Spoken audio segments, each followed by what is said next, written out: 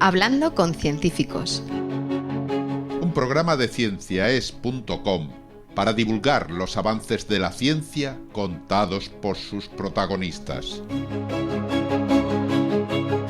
Con Ángel Rodríguez Lozano. Hoy os invitamos a escuchar Supervivencia de polinizadores entre los cultivos. Hablamos con Ignasi Bartomeus.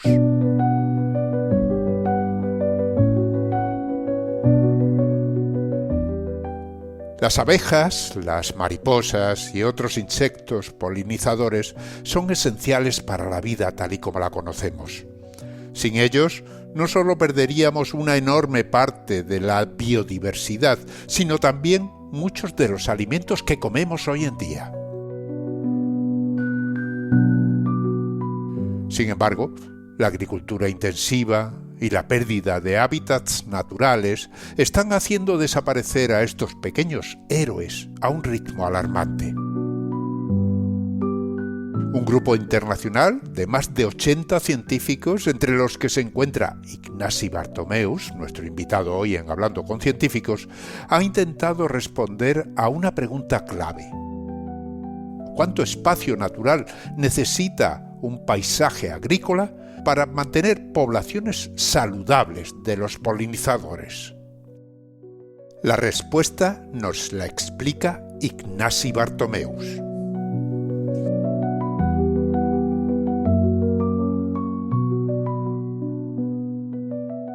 Hablamos con Ignasi Bartomeus. Es investigador en la Estación Biológica de Doñana, que pertenece al Consejo Superior de Investigaciones Científicas, y acaba de publicar un artículo muy interesante en Science que habla de los umbrales de hábitat críticos para la conservación eficaz de los polinizadores en los paisajes agrícolas.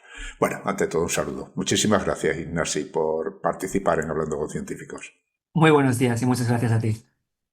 Bueno, ya he dicho el título traducido a mi manera del artículo, pero hay muchas cosas, mucha tela que cortar aquí, ¿no? Hablamos de umbrales críticos para una conservación eficaz de polinizadores y sobre todo en paisajes agrícolas. Son, como digo, muchos temas por ahí por medio.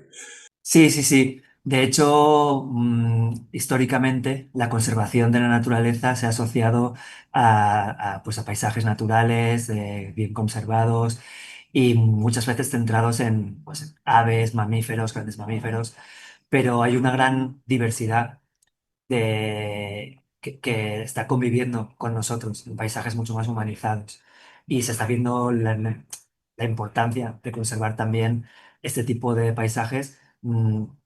Principalmente porque hay muchísimos insectos, muchísimos otros animales y plantas de tamaños más pequeños que están conviviendo con nosotros y que podemos hacer un cambio importante en su conservación en paisajes compartidos. Hablamos entonces de paisajes que ya han sido modificados por el ser humano, paisajes agrícolas. Ya sabemos que hay grandes extensiones de la tierra que están destinadas pues a eso, a elaborar productos de consumo nuestro, de los animales en fin, o simplemente modificarlos porque nos gusta tener un buen bosque en un momento determinado que no tiene por qué ser el natural. Lógicamente la vida se adapta. Han desaparecido muchísimas especies al cambiar digamos el uso de esos territorios, pero hay otras que se han adaptado, pero que las necesitamos además, ¿no? Porque los polinizadores son fundamentales.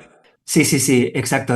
Una de las razones para conservar la naturaleza es lo que se ha venido llamando servicios ecosistémicos, y es que hay muchas especies que nos están brindando de forma gratuita un servicio, y uno icónico es la polinización.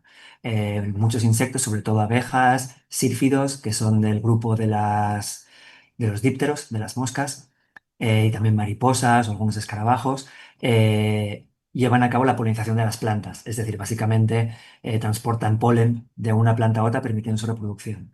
Y eso también lo hacen en muchos cultivos: el girasol, la colza, el tomate, el almendro, la fresa. Hay muchos cultivos que son dependientes de polinizadores, y por lo tanto tener poblaciones nativas de polinizadores en sistemas agrícolas puede incrementar la producción.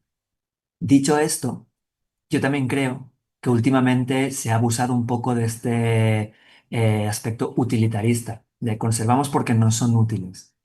Y hay muchísimas especies que su utilidad es difícil de medir o a veces no es tan directa, sino, por ejemplo, polinizan una planta nativa que se come un pájaro que, o sea, forman parte de una red de interacciones más compleja y son difíciles de asignar de, "Ah, este nos es útil por esto". Entonces, es importante no dejar fuera a todas estas especies que merecen igual de atención por nuestra parte, porque conservar la biodiversidad puede ser también una empresa en sí misma, ¿no? ¿Es por qué? Porque nos gusta tener un mundo biodiverso y con riqueza natural.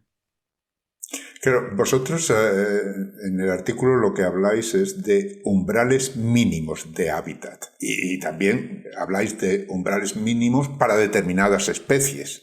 Eso, lógicamente, requiere un estudio muy amplio, ¿no? Porque cuando hablamos de especies que polinicen, por ejemplo, nuestros cultivos, ¿no? Estábamos hablando de esa utilidad que nosotros le damos a esas especies, pero que realmente, como dices, pues eso sería muchísimo más amplio. Habría que abordarlo de otra manera, ¿no?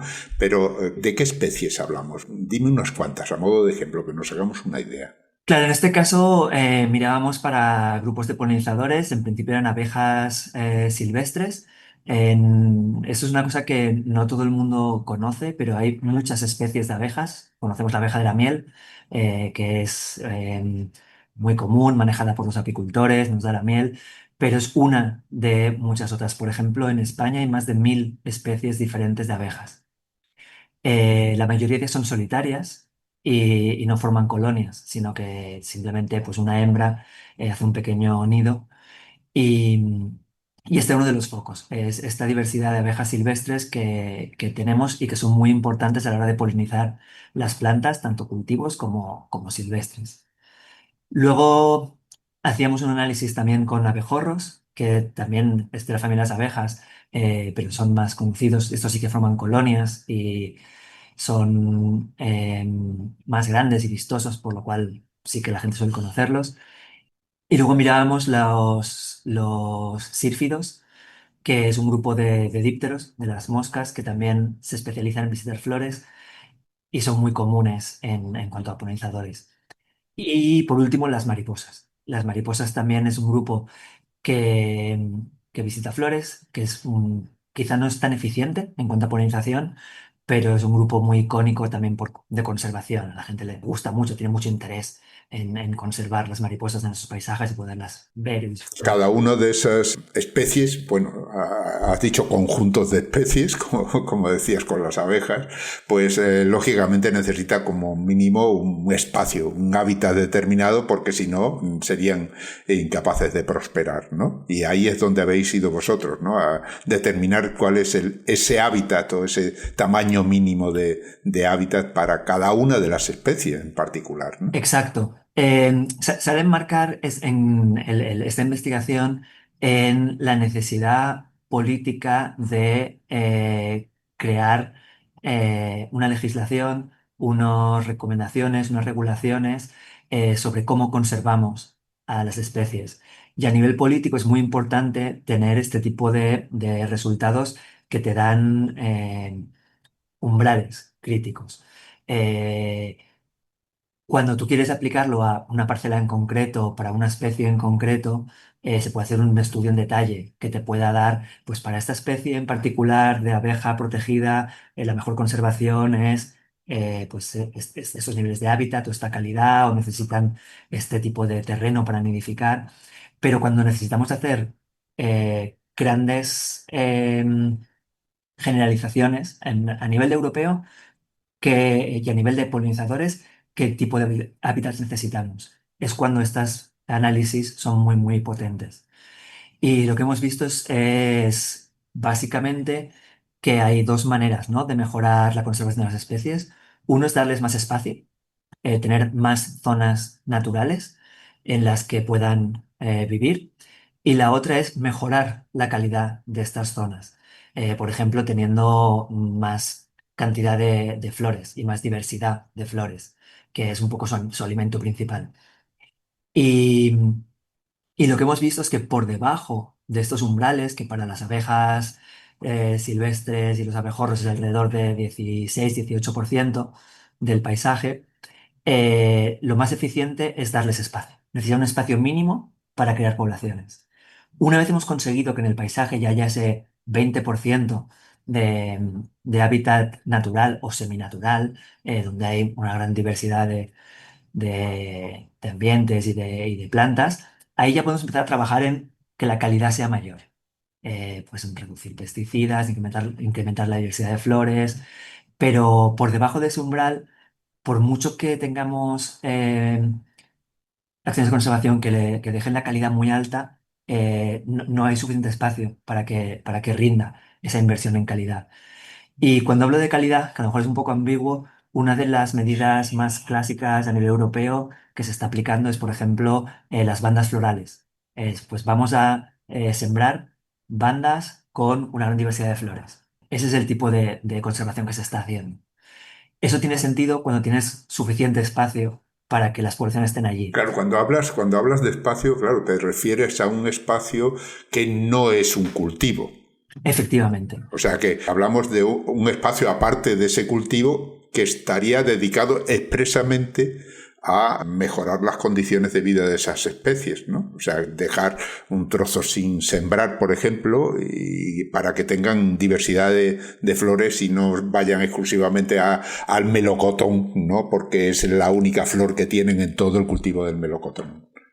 Exacto. Lo que pasa es que dicho así, puede parecer que estamos pidiéndole a los agricultores que dejen de arar parte de su terreno, cuando no es normalmente la situación. Normalmente cuando hablamos de estos espacios, hablamos de espacios que ya son menos productivos, aprovechando laderas que están en pendiente, que son difíciles de cultivar. Estamos hablando de recuperar los lindes, que hasta no hace tantos años el linde que separaba el camino, el que separaba la tierra del vecino, muchas veces tenía una zona de matorral o de simplemente de especies de plantas anuales espontáneas. Estamos aprovechando de respetar el margen cuando pasa un arroyo, cuando hay una torrentera, o zonas que son más pedregosas y que el tractor tiene problemas para girar, que muchas veces estamos forzando el límite para luego zonas que no son tan productivas. Entonces, para nada estamos sugiriendo coger la mejor zona de producción y hacer allá una pradera, que seguro que funciona, pero mm, no es óptimo desde el punto de vista productivista, sino estamos hablando de ser inteligentes en este paisaje, qué zonas son las que debemos conservar y qué zonas es fácil por acceso, pendiente, porque ya son lindes, y recuperar este tipo de estructuras. Una de las cosas que está pasando es que se está simplificando mucho el paisaje, ¿no? Lo que antes en cualquier paisaje había una heterogeneidad, a- ahora con la maquinaria y la capacidad de transformación del paisaje que tenemos, estamos homogenizándolo muchísimo.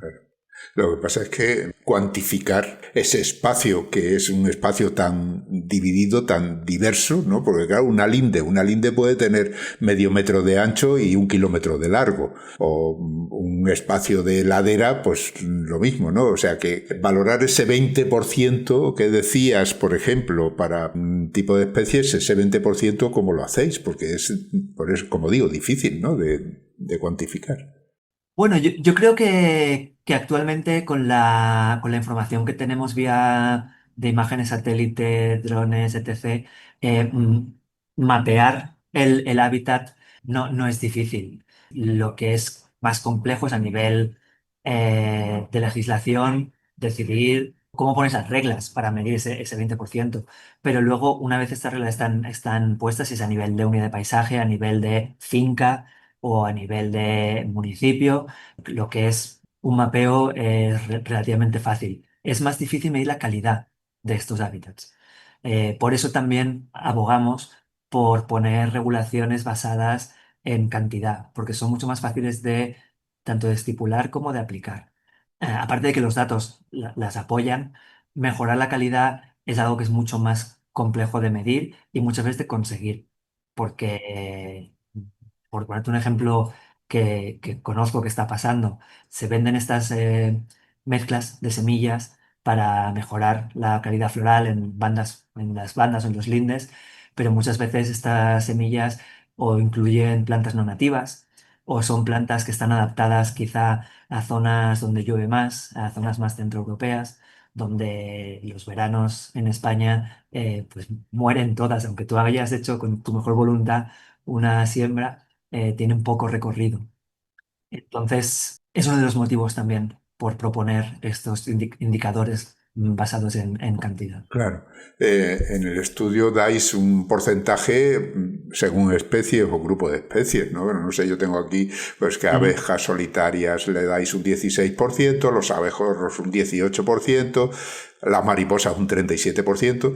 Eso quiere decir que habéis ido ahí por grupo valorando distintos terrenos, ¿no? Es difícil. Claro, esto es un trabajo colaborativo donde hay, como has visto, más de 50 autores aportando estudios de diferentes partes del mundo y haciendo esta compilación.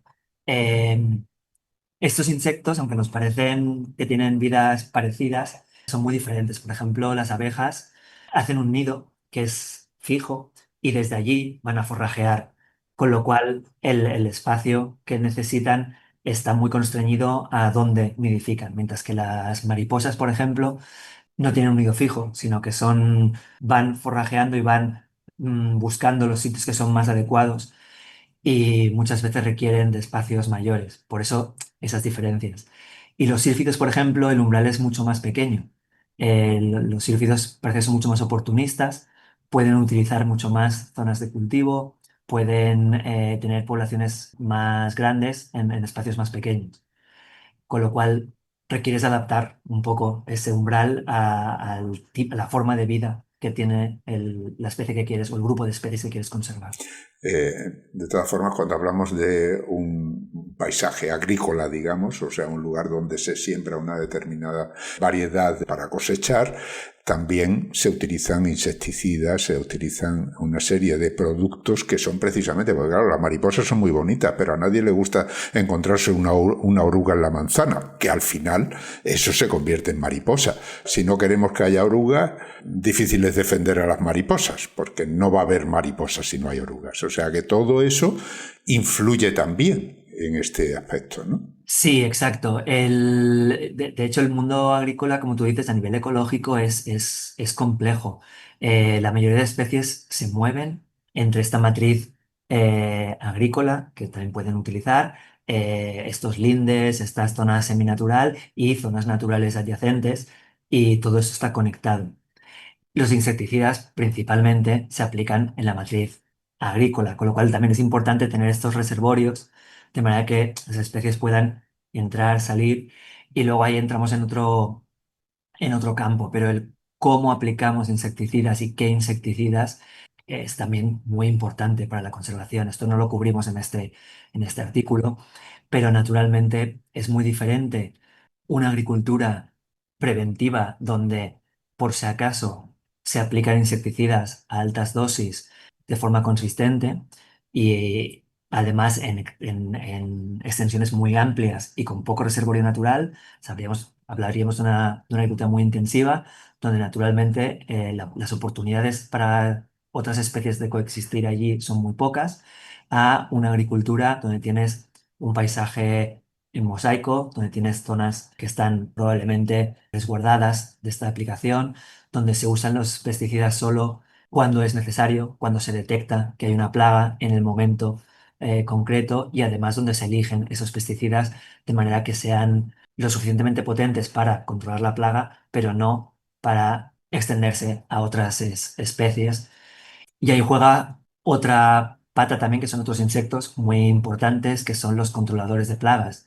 Hay muchos insectos que depredan en estas plagas, y no solo insectos, también pájaros y murciélagos. Somos grandes depredadores de, por ejemplo, de polillas o de muchas de estas plagas concretas que tenemos en la agricultura. Paisajes más diversos y que soportan este tipo de especies también tienen menos probabilidades de que la plaga se descontrole. Bueno, la verdad es que el estudio, los datos son alucinantes, ¿no? Porque se han estudiado 59 conjuntos de datos que abarcan 24.487 eventos de muestreo. y 178.000 y pico individuos polinizadores recolectados en más de 1.000 paisajes agrícolas de 19 países. O sea, esto ha sido un trabajo tremendo, de coordinación por lo menos, y luego pues son al final trabajos de campo. Hay que ir allí a coleccionar y a cazar y a contabilizar, ¿no? Claro, estar en campo, como tú dices, es muy importante porque es lo que te permite entender cómo funciona el ecosistema y coger datos finos que luego puedas aplicar. Estos trabajos normalmente son trabajos de síntesis, es decir, hay muchos investigadores en diferentes países, en diferentes partes del mundo, que están midiendo este tipo de respuestas y que las adaptan a su cultivo particular en su zona particular y hacen un estudio en detalle. Pero luego, la ventaja también de hacer ciencia abierta y compartir estos datos es que permite sintetizarlos y decir, vale, ahora tenemos muchos ejemplos concretos de qué está pasando con los polinizadores en zonas agrícolas. Ahora vamos a integrarlos todos juntos y ver si salen patrones que son consistentes a través de todos los estudios. Y, y eso, y esa gran riqueza de datos que tú comentabas, que sí que es un esfuerzo de coordinación, se ha hecho gracias a, pues, a muchos estudios pequeños que se han podido juntar en esta ocasión. Hablamos de muchos países, vosotros, por lo tanto, aquí en España, una parte de esos datos se ha estudiado, ¿no? ¿Qué zonas se estudian o qué datos habéis recogido de distintas zonas de España, por ejemplo? Sí, aquí hemos contribuido sobre todo con zonas alrededor del Valle del Guadalquivir. Nosotros hemos tenido un proyecto sobre todo trabajando con melocotones y luego en zonas naturales que son estas zonas que son súper interesantes en el sur de la península, que son como le llaman bosques isla a veces, que es que en un mar de cultivos quedan estos pequeños bosques, normalmente con pino muy esparso y un matorral muy rico de jaras, de lavandas, de romeros, y crean este mosaico que es muy interesante. Entonces, esta es la zona que hemos contribuido a todos nosotros. Muy bien, Ignasi, vamos a tomarnos un pequeño descanso y volvemos enseguida.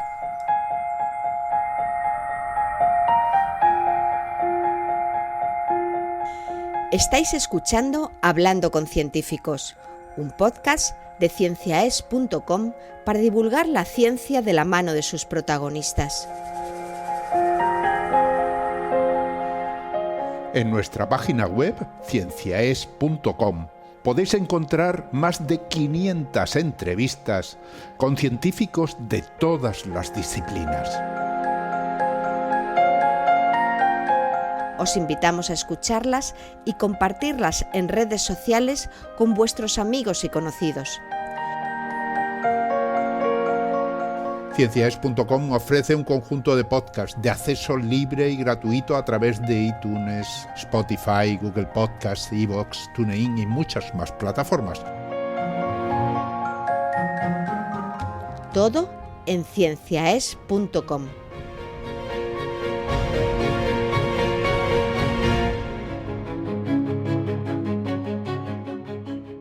Continuamos hablando con Ignasi Bartomeus, es investigador en la Estación Biológica de Doñana, que pertenece al Consejo Superior de Investigaciones Científicas.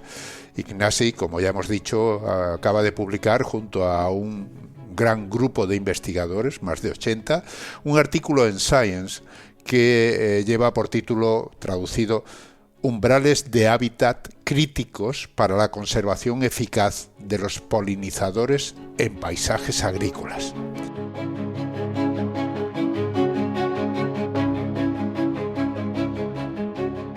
Cuando hablamos de hábitat mínimo, quiere decir que la población se mantiene, entiendo. Y cuando se llega a ese mínimo, ¿qué pasa? ¿Que no hay esa población? Sí, el proceso es muy diverso y dinámico. Es decir, que como tú dices, hay muchas especies de abejas y en España lo que es mucha heterogeneidad. Es decir, que hay especies de abejas que están solo en la parte de Levante o en la zona sur o que les gusta utilizar zonas más laderas norte o laderas sur. Entonces hay mucha diversidad y lo que haces con ese espacio es crear esas oportunidades para que un cierto número de especies puedan prosperar allí y mantener sus poblaciones. Pero si tú te mueves de una zona u otra, vas a encontrar diferentes especies. Y eso es yo creo que lo que hace interesante esta aproximación, que no te focalizas en cuatro o cinco especies y cuáles son sus requerimientos y esas tienes que estén en todas partes, que no es lo que pasa en la naturaleza, sino que realmente generas oportunidades para que diferentes especies, las que sean nativas a esa zona, porque tenemos muchos endemismos, tenemos muchas especies de abejas que son conocidas a lo mejor de, yo que sé, de una zona de 100 por 100 kilómetros cuadrados. Y esa especie ocurre solo en esa zona del mundo. Y si te mueves más al norte, pues deja de estar ahí. Por eso ese paraguas de utilizar polinizadores o abejas funciona muy bien en este caso, porque lo que estamos conservando es diferente de sitio en sitio. Luego, dicho eso, también hay muchas especies de abejas que son muy comunes en toda España, y yo qué sé, el abejorro terrero, el Bombus terrestris, pues lo tenemos desde la punta del norte de Bilbao hasta aquí en el sur, en Sevilla, y ese se beneficiará pues en la mayoría de espacios. Hablaba de 19 países, principalmente de Estados Unidos y Europa, pero entiendo que habrá algunos países que no estén en esta zona, ¿no? Lo digo porque nos escuchan muchos oyentes en Sudamérica, por ejemplo, Centroamérica. No sé si ahí se están recogiendo también datos o es más difícil. ¿Qué ocurre con eso?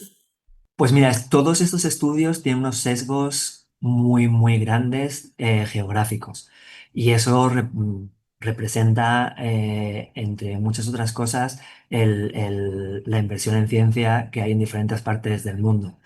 Entonces, Europa y Estados Unidos tienden a estar sobre representados, y hay otros países que tienden a estar infrarrepresentados. Especialmente África es un continente donde es muy difícil obtener datos, porque en muchas partes de África eh, no hay investigadores haciendo trabajo de campo, y menos investigadores locales, porque no hay los medios, no hay el presupuesto y tienen otros problemas más acuciantes. En Sudamérica en concreto hay bastante heterogeneidad. Hay naturalmente menos recursos en muchos países, pero también hay una tradición de estudiar ecología bastante potente y arraigada, con lo cual sí que tenemos algunos estudios de allí, pero son pocos en comparación a los estudios europeos. Y luego, si seguimos con sesgos, porque yo creo que está muy bien a veces ser crítico con la ciencia que hacemos, nos es relativamente fácil acceder a artículos publicados en inglés y publicados bajo el estándar europeo. Hay bases de datos y hay redes y proyectos europeos que facilitan esta conexión. Mientras que, por ejemplo, la ciencia que se hace en español, que también se hace ciencia y se publica en español, es de mucho más difícil acceso, muchas veces no está integrada en estas bases de datos, y ahí también es culpa nuestra el esfuerzo de recuperar estos datos. Y en español no es la mayor dificultad. Cuando vamos a Asia, por ejemplo, hay ciencia de gran calidad que está en un número de idiomas que no tenemos los recursos tampoco para acceder a ellos. Entonces, sí, tenemos un sesgo importante al norte global, podríamos decirlo. Claro, y luego, por otro lado, si se pretende determinar qué tanto por ciento de un hábitat determinado es mínimo para que unas especies de polinizadores concretos prosperen, claro, hablar de porcentajes también es muy relativo, porque si tenemos una gran producción agrícola que tiene extensiones de miles de hectáreas y que están perfectamente labradas y que no tienen nada, aunque exista un bosque ahí en la otra punta, a lo mejor influye también cómo es esa distribución del espacio, ¿no? Sí, sí. O sea, la pregunta del millón es ¿a qué escala queremos este 20%? Esa escala de país probablemente no tendría sentido.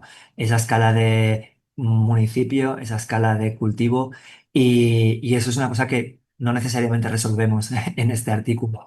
En un mundo ideal sería de una forma fractal, ¿no? Si tú tienes un kilómetro cuadrado, habría un 20% de ese kilómetro cuadrado donde hay una banda floral o un pequeño charca con unas eh, flores alrededor. Cuando vamos a escala de finca, pues tendríamos otra vez ese 20%. Cuando vamos a escala de municipio tenemos ese 20%, y se podría aplicar a todas ellas. Pero eso es en un mundo ideal, naturalmente. Entonces, yo creo que la escala de paisaje, aun y siendo ambiguo, es una buena forma de conceptualizarlo. Cuando uno piensa en unos pocos kilómetros cuadrados, que es también la distancia de forrajeo de muchas de estas abejas que te comentaba. Muchas veces la distancia que recorren desde el nido depende de su tamaño del cuerpo, pero suelen ir hasta 1 o 2 kilómetros de distancia. Los más grandes pueden llegar a 3 kilómetros de distancia.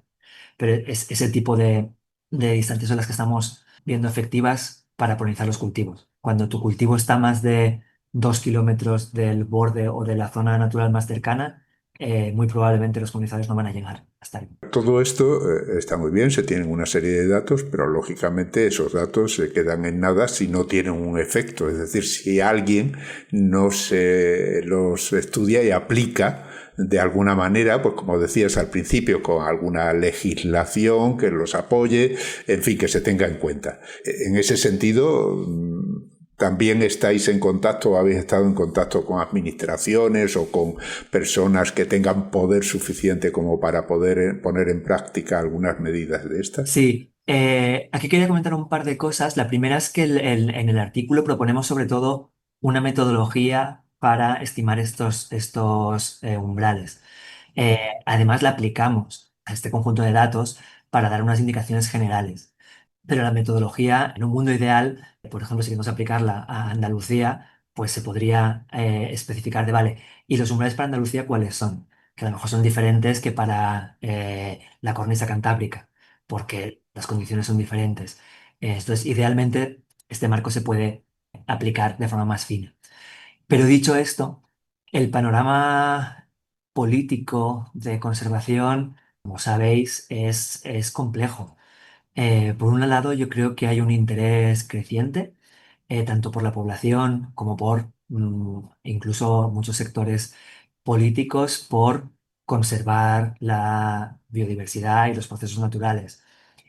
Tanto por razones más generales es lo que comentaba, esa belleza de conservar la biodiversidad, esa necesidad de poder salir al campo, hay muchos paisajes agrícolas que la gente va a hacer turismo y que son apreciados como tal, por dar una calidad de vida también a toda la población rural, pero también por razones prácticas.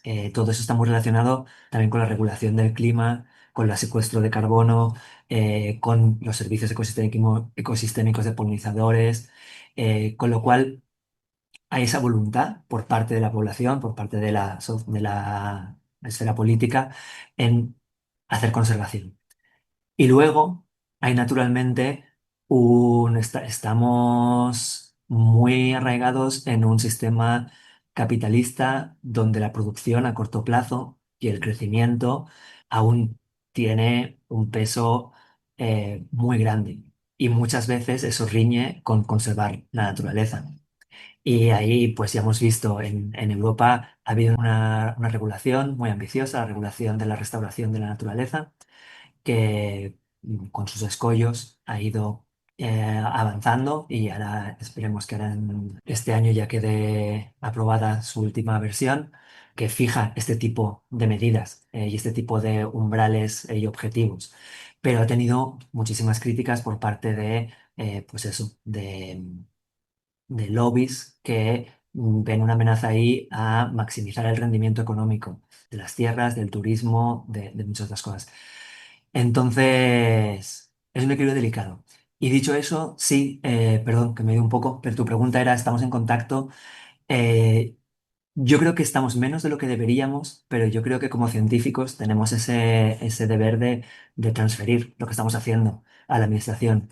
Yo he estado trabajando con expertos de la Unión Europea para diseñar parte de esta regulación, sobre todo lo que toca parte de polinizadores y su monitoreo, donde somos una parte más a las cual escuchan a la hora de hacer este tipo de leyes, los científicos, y también he trabajado, por ejemplo, con la Junta de Andalucía, con proyectos puntuales para, por ejemplo, medir dónde tenemos déficit y de polinización, y pues estos mapas que hemos creado son útiles para ellos a la hora de, pues al menos tener ese conocimiento base en el terreno de qué zonas probablemente haya potenciales déficits de polinización y cuáles no. Y es una información más a la hora de hacer política. Entonces, yo creo que sí, que hoy en día la ciencia que hacemos ha de estar al servicio de mejorar la sociedad.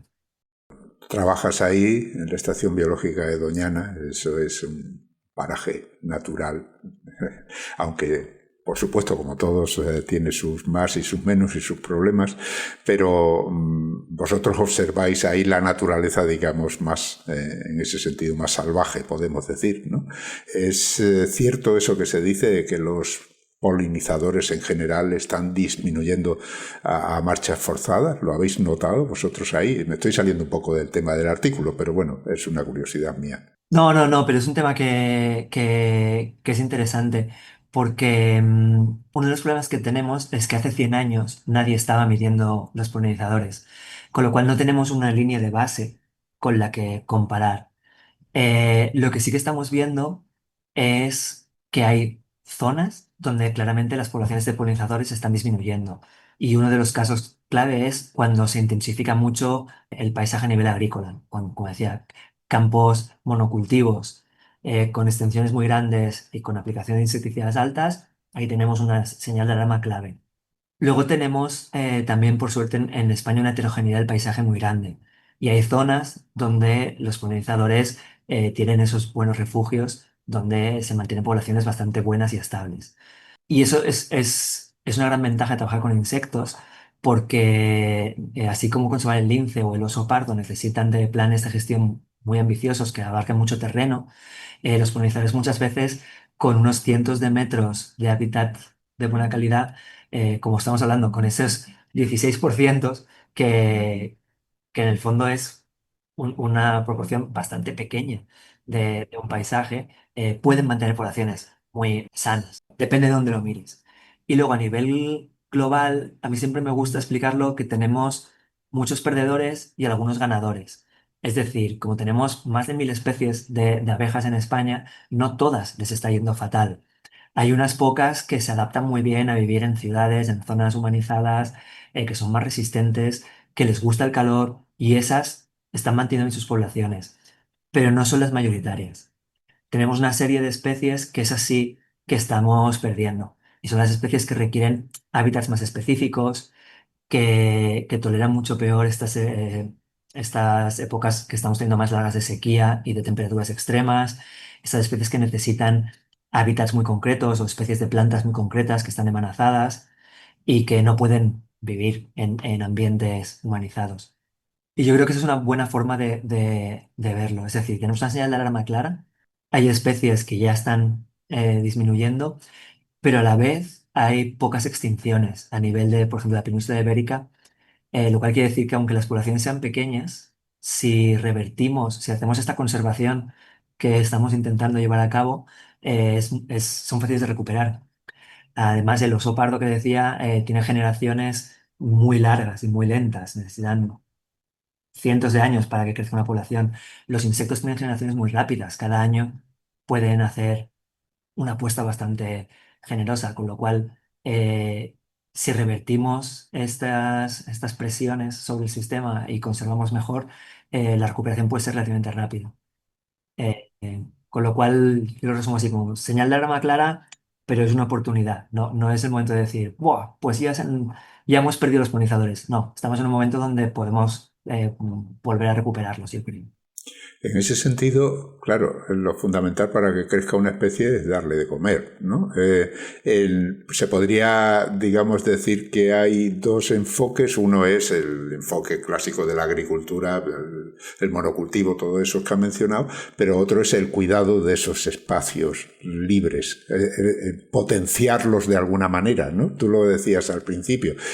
Ahí se puede hacer, digamos, una regulación que diga ese espacio libre se le pueden echar determinadas semillas o favorecer ciertas plantas que ayuden y que contrarresten el efecto negativo que pueda tener un monocultivo cercano. Sí, exacto. Y ahora estamos intentando poner esos números de pues, cuánto es suficiente conservar, dónde, y ahí también entran cómo organizamos los esquemas a nivel social. Estamos trabajando a veces con sociólogos porque es muy diferente decirle a todos los agricultores que han de hacer una medida que decirles a los agricultores de una zona, decir, mira, un 10%, un 20% de los agricultores habríais de hacer esta medida, pero el otro no. ¿Cuáles sí, cuáles no? ¿Cómo se elige? Ahí entran cosas muy complejas de aplicación. Eh, y entonces es un campo muy interesante porque une eso, la ciencia, la política y la economía, y hay que buscar soluciones creativas donde yo creo que hay oportunidades para que diferentes grupos ganen, que yo creo que existen. Muy bien, muy interesante. Hablemos del equipo, el equipo con el que has trabajado. Coméntame, ¿cómo ha sido esa organización? Ha debido de ser una verdadera locura en principio, o simplemente habéis ido recogiendo, y digo simplemente, porque es una forma simple de describirlo, pero porque nada es simple en ciencia, pero habéis ido recopilando los datos y habéis ido valorando esos datos que ya estaban cogidos. Bueno, ahí hay una mezcla entre oportunidad y planificación. Este artículo sale de un proyecto europeo, es un proyecto europeo que se llama Showcase, que trata de aunar conservación y productividad en zonas agrícolas. Entonces, uno de los objetivos de este proyecto es, pues entender cómo conservamos los polinizadores en zonas agrícolas. Dentro de este proyecto, naturalmente, no se han recogido todos estos datos, sino que se ha hecho esta recogida de datos tanto consultando la bibliografía como usando la red de contactos que hemos ido tejiendo a lo largo de estos últimos años. La verdad es que a nivel científico es cada vez más importante compartir información y compartir datos y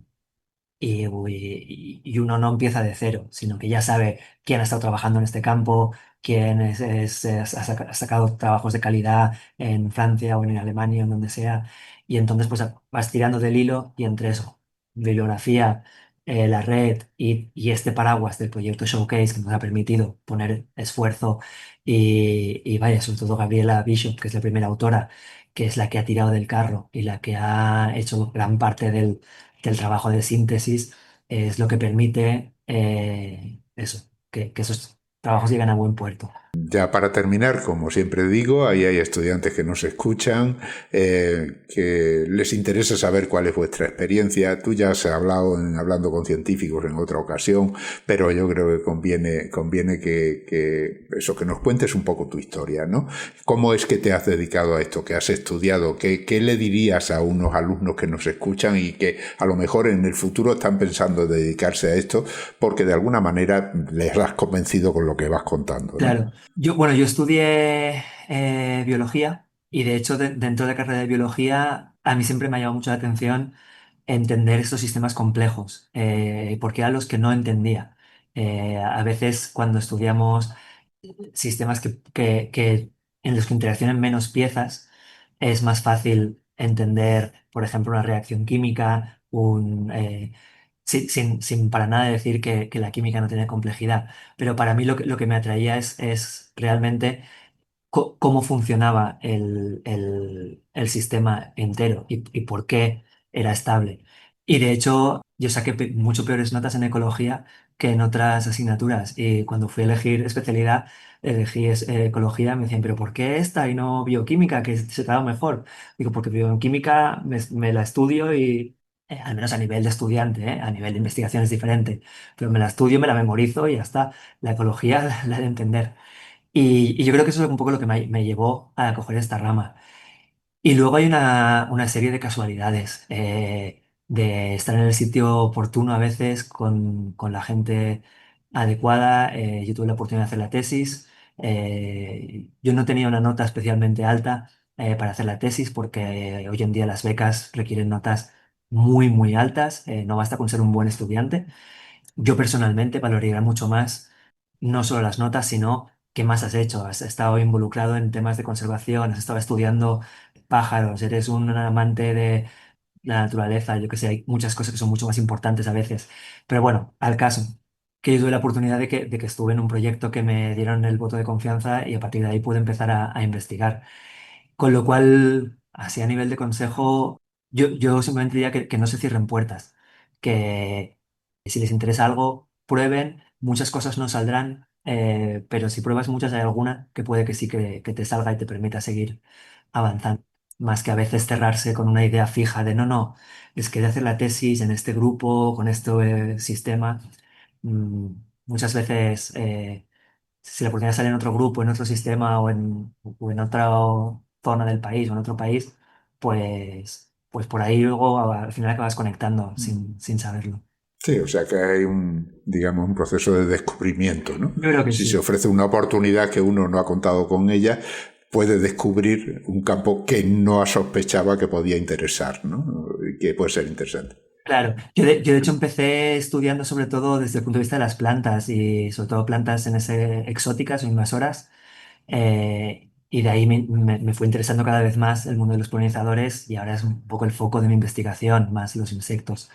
Así que también lo que piensas a los 20 años no es lo mismo que lo que piensas a los 40, así que a veces hay que dejarse llevar un poco por las oportunidades y las curiosidades. Muy bien, muy interesante. Bueno, pues ya solo me queda agradecerte la participación en estas enseñanzas que nos das, porque vamos aprendiendo poquito a poco el mundo que nos rodea gracias al trabajo que le dedicáis a esas investigaciones que luego publicáis y que nos contáis aquí en este programa. Así que muchísimas gracias, Ignasi. Ya sabes dónde estamos. Cuando quieras volver, yo encantado de charlar contigo y aprender de lo que tú vas averiguando. Muy bien, muchas gracias a ti, Ángel. Hemos hablado con Ignasi Bartomeus. Es investigador en la Estación Biológica de Doñana.